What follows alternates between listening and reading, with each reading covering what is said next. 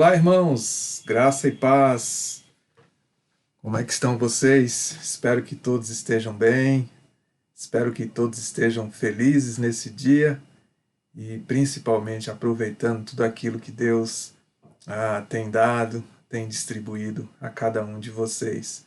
Por aqui está tudo bem, graças a Deus. Estamos bem, nossa família também está bem, né? Continuamos aqui firmes, né? Como disse um amigo meu essa semana, né, vencendo as batalhas, né, para a glória de Deus. Eu gostaria de compartilhar com vocês uma palavra hoje. Ela se encontra no livro de Sofonias, né, Sofonias capítulo 1, os versos 14 a 18. Sofonias é um daqueles livros difíceis, né, de nós acharmos na Bíblia.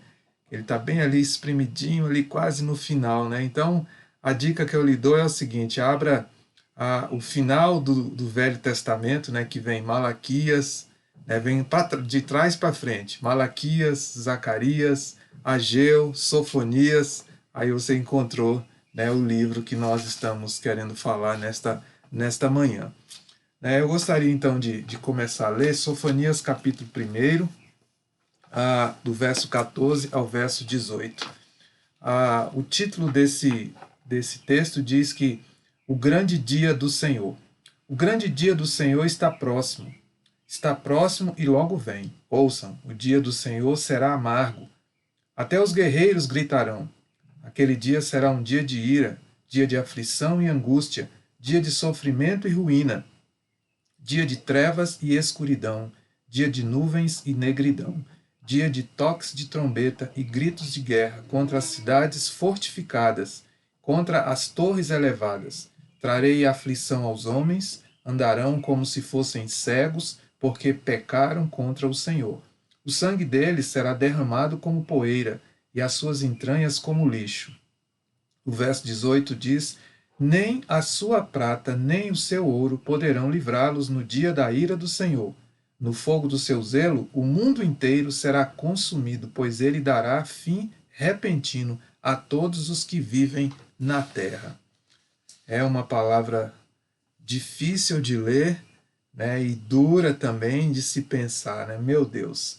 Veja que no verso 18, a Sofonias está, né, dizendo as palavras do Senhor, que diz que nem a sua prata, nem o seu ouro poderão livrá-los no dia da ira do Senhor. Às vezes a gente se sente nesse lugar, quando nós estamos bem, né, achando que nós estamos por cima de tudo, né, e que a nossa riqueza, os nossos recursos podem nos livrar de qualquer coisa, né? Mas essa palavra aqui, ela foi dirigida a ajudar o povo de Deus.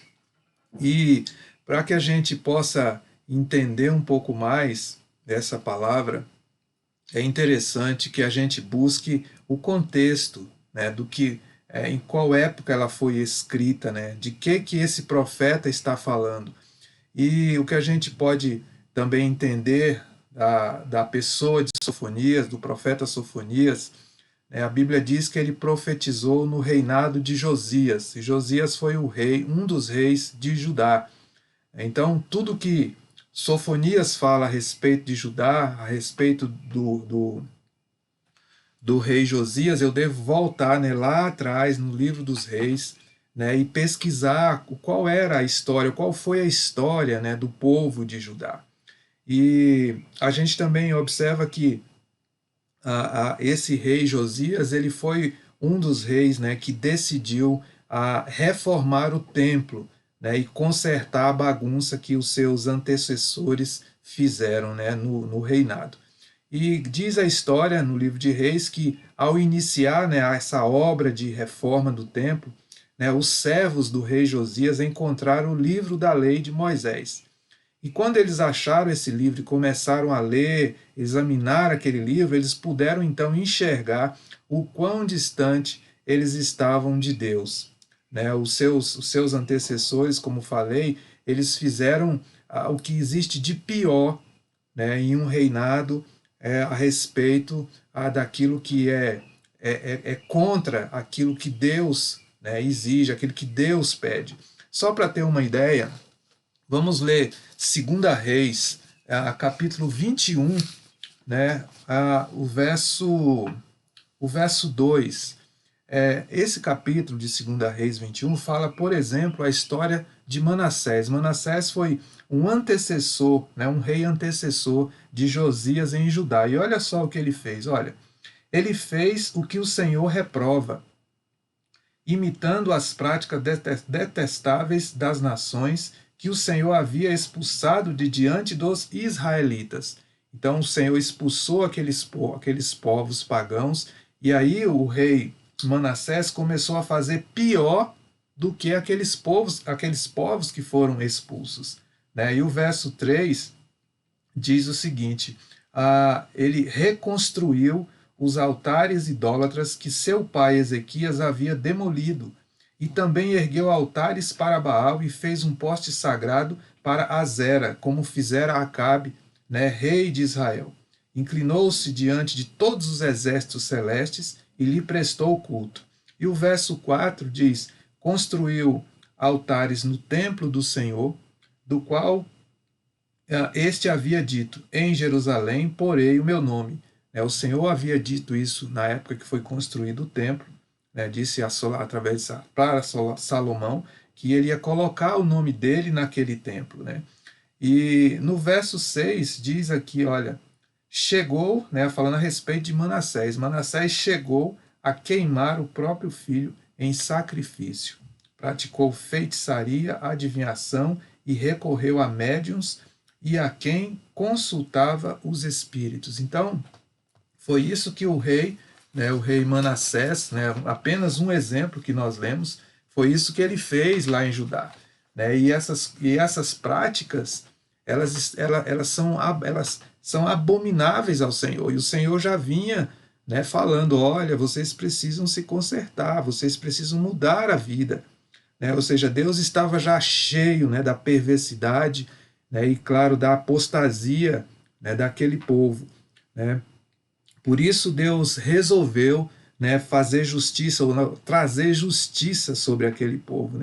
Mas é interessante também que nesse capítulo de Sofonias, no capítulo 2 de Sofonias, a gente lê que, apesar dessa palavra, desse eminente castigo, Deus também ele é um Deus misericordioso e ele provê um escape.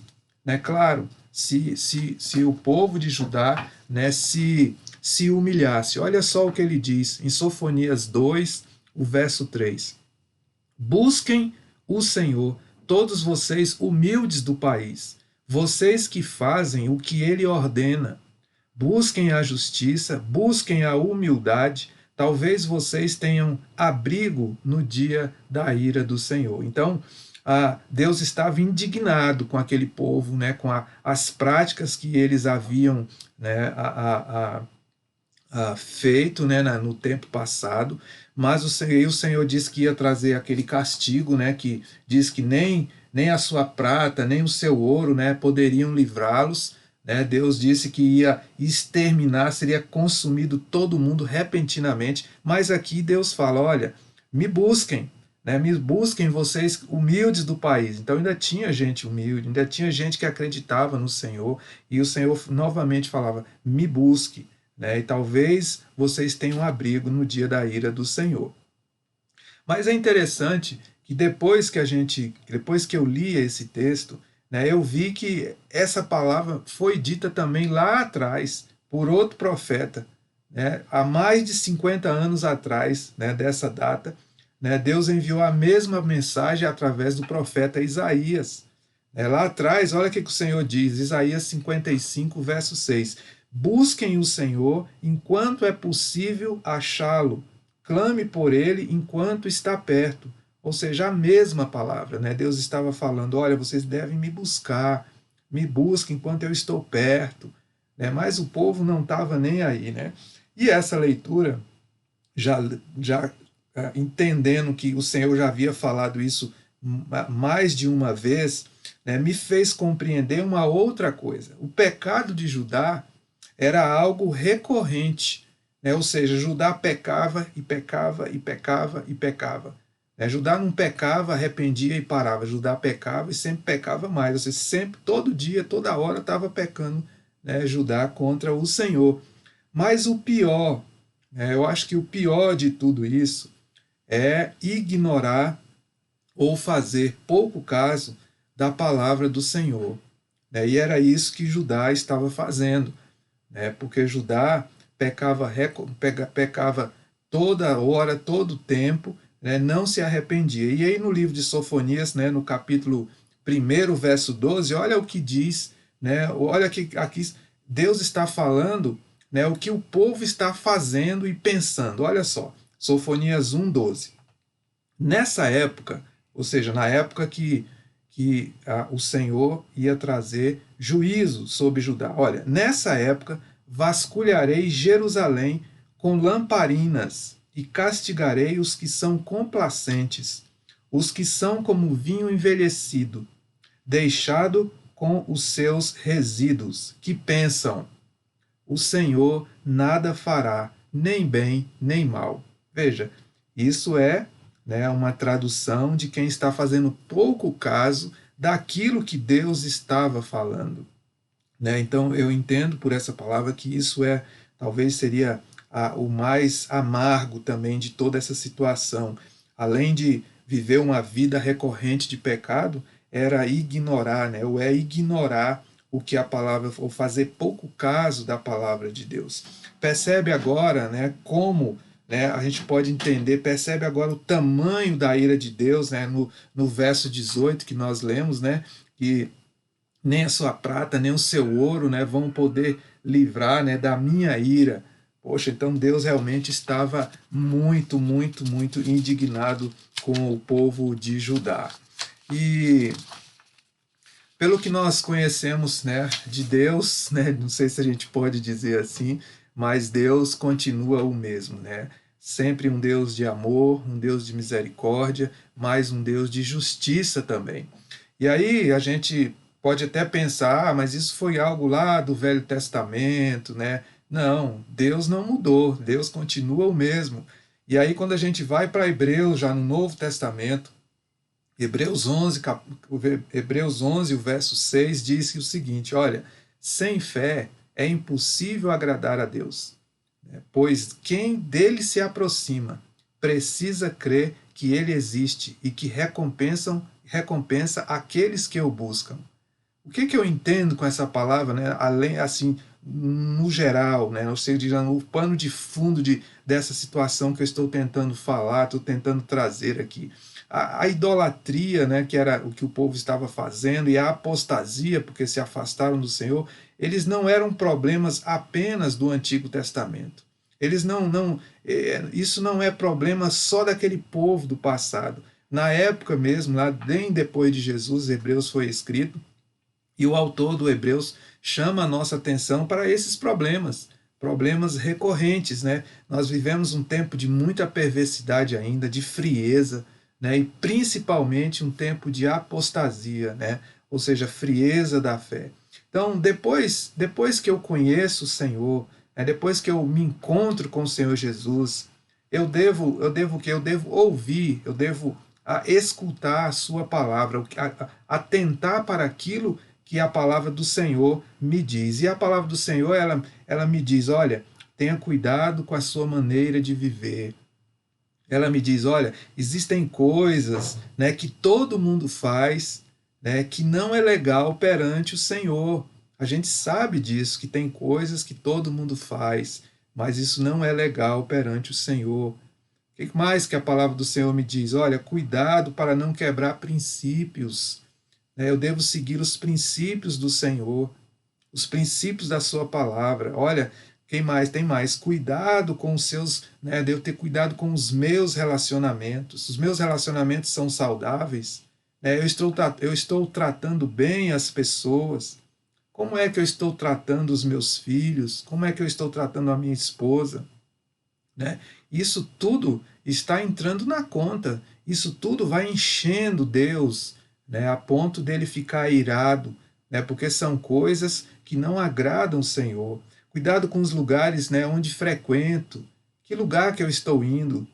Cuidado devo ter cuidado com os meus pensamentos, isso mesmo. Né? Os nossos pensamentos, a nossa mente, ela pensa coisas absurdas, né? Coisas que nós não podemos dizer a outros, porque a nossa mente ela vagueia, ela anda, né? E o Senhor Jesus já falou sobre isso. Né? Então, quando eu olho para essa palavra, quando eu leio essa palavra, né, e olho também para a minha vida, eu me pergunto se o que eu faço, né, está ou não agradando o Senhor. Se o que eu faço ou não, né, ou deixando de fazer, é recorrente. Né, porque se as coisas que não agradam o Senhor, que eu faço, elas são recorrentes na minha vida, eu devo pedir misericórdia ao Senhor, clamar pela misericórdia do Senhor. É a segunda coisa que eu posso enxergar aqui desse texto é que é os males da apostasia. Né? A apostasia, ao que eu não sei se todo mundo pensa assim, mas ela vem chegando de mansinho, né? Aos poucos. Né? Aos poucos o meu coração ele vai se esfriando da fé. E aí depois, a apostasia ela pode me levar à idolatria. Isso mesmo. Não é só ter um ídolo dentro de casa, um Baal, um poste ídolo. Né? Não é só aquilo que o pessoal fazia lá no passado. Eu posso tranquilamente criar os meus ídolos. Né? Com a minha vulnerabilidade, com a minha frieza de fé, eu começo a fazer coisas que a palavra do Senhor não diz para mim fazer. Eu começo a confiar em outras coisas, eu começo a confiar na minha força, começo a confiar na minha sabedoria, começo a confiar, né, no meu dinheiro, começo a confiar também no meu patrão. Por quê? Porque eu me distanciei do Senhor e comecei a criar um ídolo para mim. Né? E esse ídolo é aquilo que toma sempre o primeiro lugar na minha vida. Por isso eu entendo que se eu não buscar o Senhor, né, eu vou deixando também de crer nas promessas do Pai. Eu vou deixando de crer naquilo que Deus pode fazer em mim, através de mim e ainda.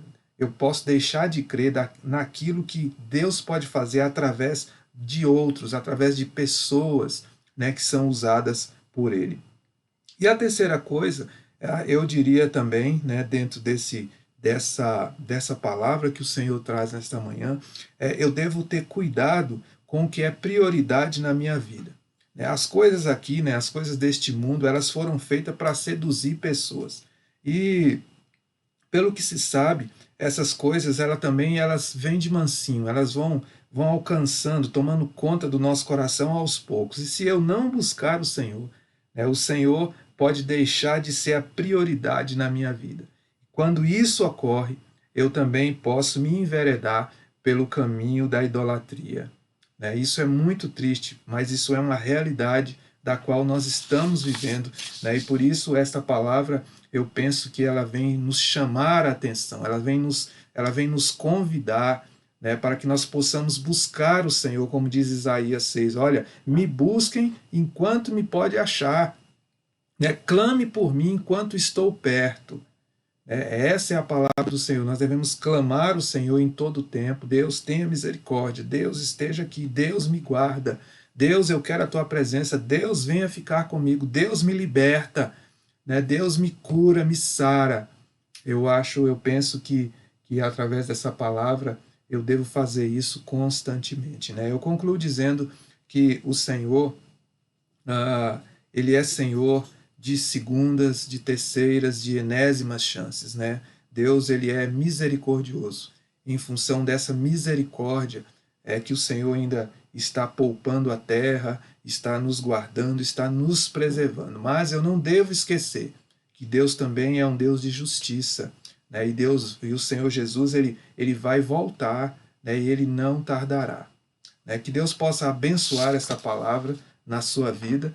Né? Eu espero que essa palavra, a palavra que o Senhor nos traz, né, nesse dia, ela possa te fazer mudar de direção, mudar de posição e começar a buscar o Senhor em todo o tempo, né? Seja hoje, amanhã, de noite, de tarde, aonde você estiver, buscar o Senhor, né, para que o Senhor tenha misericórdia de cada um de nós.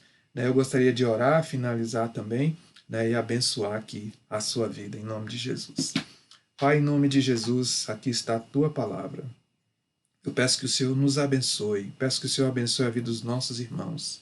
Peço que o Senhor trabalhe em nós, Deus, um coração que te busca, um coração firme, Deus. Nos livra da apostasia, da idolatria, em nome de Jesus, Pai.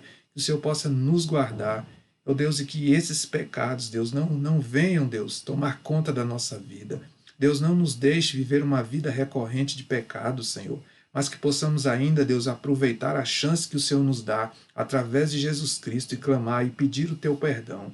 Não nos deixe, Senhor, não nos deixe, Senhor, para trás, mas que o Senhor possa nos alcançar. Alcança os meus irmãos, alcança as suas famílias, Deus, alcança, Senhor, tudo aquilo que eles fazem, o seu coração, Deus, em nome de Jesus. Pai, que nunca jamais os teus filhos venham, Senhor, a fazer ou ignorar, Deus, fazer pouco caso da tua palavra, ignorar aquilo que o Senhor diz, aquilo que o Senhor está falando.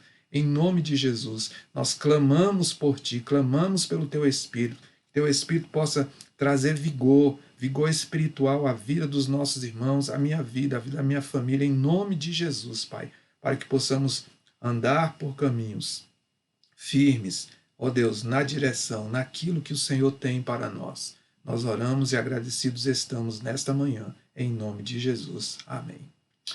Amém, irmãos. Muito obrigado. Que o Senhor possa lhes dar um bom dia, um dia abençoado, uma semana também abençoada, aí onde você estiver. Um forte abraço em nome de Jesus.